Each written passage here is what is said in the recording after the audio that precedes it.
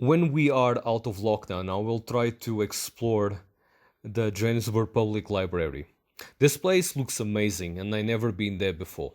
Seems like I have been missing out. Let's go for the video.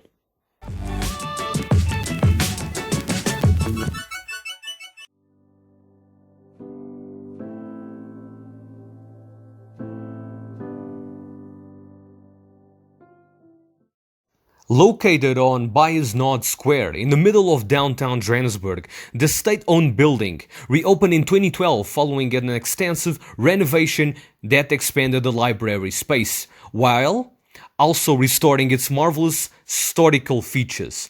The library was closed and upgraded from 2009 to 2012, and it cost a total of 68 million rand. The city of Johannesburg, along with the Carnegie Corporation of New York, funded the major revamp. The library still has its original tiles, marble and ceilings, and were added escalators, lifts, a study area with 560 seats, uncapped Wi-Fi, public access internet and skylights were added. Opened in 1935, the library was designed by architect John Perry in an Italian style and is widely regarded as one of the most impressive buildings built in the city during the 1930s. The library metal entrance doors led into an imposing foyer, Victorian printing presses flank either side, and marble staircases led to the floors above. The landing library is on the left. 4 books can be taken out at a time. Membership is free, and you just need your proof of residence and ID to sign up. The central reference library is to the right. The only sound permitted is the escalators. Unfortunately, no photos of the inside of the library are permitted. That is why I'm showing you the inside of the library using videos from other sources. The expansive, high ceiling rooms were designed to allow as much light in as possible for readers, and no expense was spared in embellishing the building with marble columns, polish, teak paneling and silver door handles, which served to highlight the prestige of the library's expanding collection of books, prints, maps, photographs and other archival material. The library was the first South African public library to admit all ethnic groups from 1974. In 2012, the library installed free Wi-Fi for its visitors. Today it remains an important and well-attended place of peace and calm for the city's readers and students, and its impressive collection now amounts to some 1.5 million items.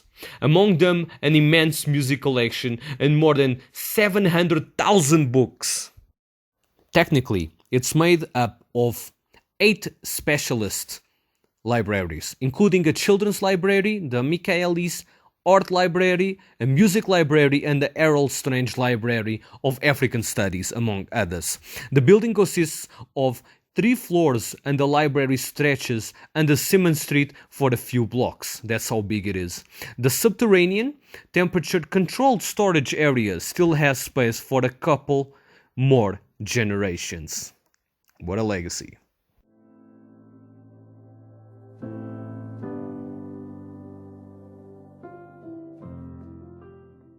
Opened in 1935, the library was originally a thin shack in Kirk Street and was subscription-based. At the end of the Anglo-Boer War, the Tsar government, in an attempt to bring some culture to the rough and dusty gold mining town, funded the formation of the library. In 1924, a professional librarian was imported from Liverpool, UK. A plot of land was bought and construction began in 1929.